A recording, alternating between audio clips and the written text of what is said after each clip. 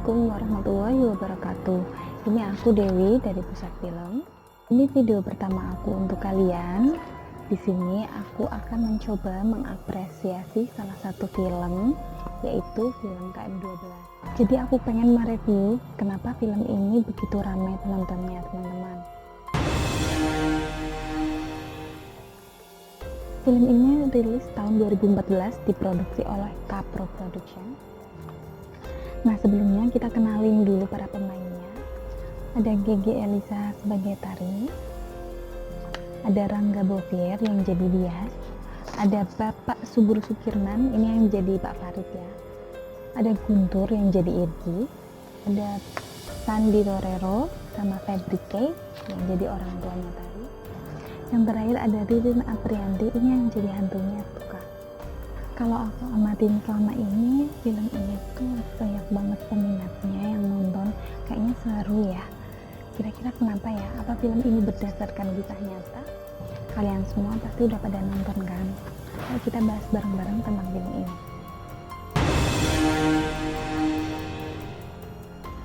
Nah, awalnya si Tari ini ceritanya mau ulang tahun nih Kak. Ceritanya dia tuh sering rayain ulang tahun, tapi biasanya tuh di kafe atau di rumah gitu. Terus tiba-tiba dia tuh ada ide gara-gara lihat satu foto nih di meja di kamarnya, ada bukit terolasan di situ. Nah, dia kepengen tiba-tiba ngerayain ulang tahun di sana Kak. Dia keluarin tuh unek-uneknya ke dua sahabatnya itu, si dia sama si Irgi. Si Irgi itu awalnya emang sama nggak setuju, tapi akhirnya Tari tetap kekeh bujuk mereka akhirnya mau. Nah, itu si Tari minta izin sama orang tuanya, apa orang tuanya ngizinin. Kalian pasti udah nebak kan, nggak bakal diizinin kan, namanya juga orang tua, feelingnya juga biasanya kencang. Tapi di sini Tari ini kepala Kak, dia tetap kekeh pengen ke Bukit Rolasan tanpa izin orang tua. Akhirnya dia tuh malam-malam kabur dari rumah. Singkat cerita, mereka bertiga, Tari, Irgi, dan Dias itu jalan ke Bukit Rolasan. Di jalan sebenarnya Tari ini sempet diingetin sama ibu-ibu penjual warung waktu dia beli akuan nih. Kayak gini nih, Neng, jangan deh kamu ke situ, itu tuh tempat angker loh, serem, kata ibunya tuh kayak gitu. Tapi si Tari ini nggak goyah, tetep aja dia berangkat. Di jalan nih mereka bertiga santai-santai aja, seneng-seneng aja gitu, kayak misalnya gini, akhirnya kita berangkat, ini mau ke Bukit Rolasan nih, kayak gitu-gitu lah pokoknya. Mereka sampai tuh di area perbukitan di kilometer 12 itu Kak, tiba-tiba mobil mereka, pas waktu itu yang nyetirin si Dias, mobil bener-bener gak bisa dikendaliin. Mereka bertiga pada heboh kan. Si Dias ini yang lagi sibuk konsen nih, nyetirin mobil yang oleng, tambahin temen-temen yang pada heboh, dia tambah keder kan, tambah buyar konsentrasinya. Akhirnya mereka tuh mobilnya nabrak ke pohon dan berhenti di situ. Tahu nggak kalian, pas mereka turun, ternyata mereka tuh pas banget berhenti di kilometer 12 itu Kak. Kok bisa pas banget gitu ya? Karena mobil mereka itu mogok, si Dias sama si Irgi ini berusaha benerin mobil mereka. Nah, di situ tuh mulai ada gangguan-gangguan dari para hantu di sekitar situ Kak. Tapi sebenarnya para hantu sekitar situ tuh sebenarnya kayak ngasih tahu gitu. Para hantunya itu sebenarnya nggak ganggu, mereka tuh malah kayak ngasih tahu mereka bahwa mereka tuh harus pulang kayak gitu. Tapi bukan Tari, kalau dia langsung nyerah gitu aja dan langsung pulang.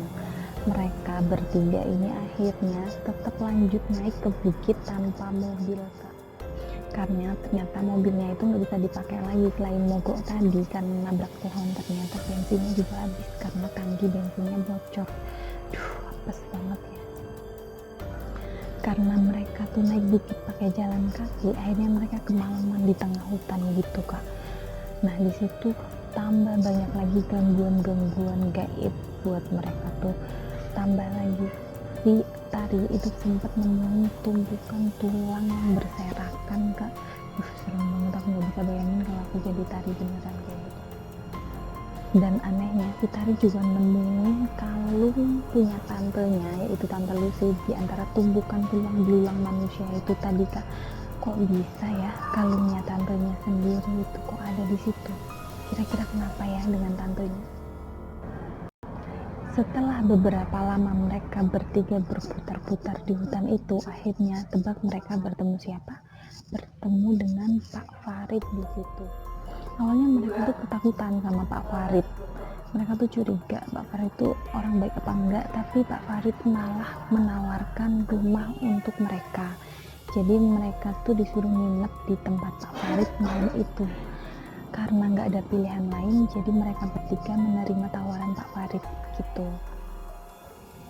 Dari awal aku nonton film ini, aku sebenarnya udah curiga sih sama Pak Farid ini, kayaknya dia bukan orang baik-baik. Beneran sesuai dugaan aku, Kak. Satu persatu dari mereka itu mulai dibekap sama Pak Farid ini. Dimulai saat malam hari, saat mereka tertidur pulas, itu si Dias yang pertama kali ditangkap dan dibekap sama Pak Farid. Satu persatu dari mereka bertiga itu mulai ditangkap oleh Pak Farid ini. Tuh kan, ternyata benar kan Pak Farid ini jahat banget. Terus sebenarnya kenapa ya kok Pak Farid ini melakukan itu semua? Nah, ternyata nih Kak, Pak Farid itu melakukan semua ini demi balas dendam atas kematian anak dan istrinya yang beberapa tahun lalu itu meninggal di area kilometer 12 itu Kak, karena tertabrak oleh mobil. Ceritanya kayak tabrak lari gitu loh Kak. Nah, setelah itu Pak Farid ini mulai membalas dendam kepada semua orang yang lewat situ. Dia tuh sengaja masang oli, paku-paku itu disebar di area situ biar orang-orang yang lewat itu pada kecelakaan. Terus kalau orangnya belum meninggal itu dia bunuh sendiri.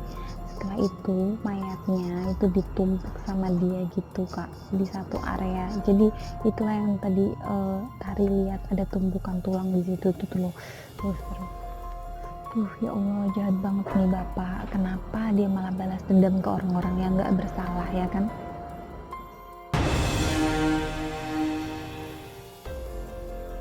Balik lagi nih kita ke Dias, Irgi, sama Tari.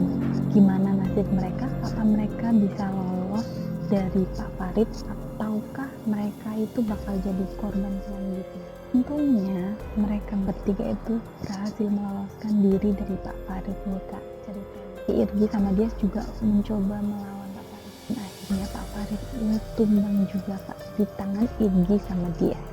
Hore! Itu dia ending dari cerita ini. Akhirnya Pak Farid udah meninggal. Si Tari, Dias, Irgi juga akhirnya melanjutkan perjalanan ke Bukit Rawasan. Dan semenjak itu mereka nggak mendapatkan gangguan-gangguan gaib lagi gitu Kak. Menurutku malah film ini nggak banyak horornya sih. Ditambah lagi ada bumbu-bumbu romansanya juga, yaitu kisah percintaan antara mereka bertiga. Ternyata mereka tuh cinta segitiga. Walaupun si Irgi sama si Dias itu sama-sama suka sama Tari, tapi si Dias ini ngalah Kak demi kebahagiaan Irgi sama Tari. So sweet.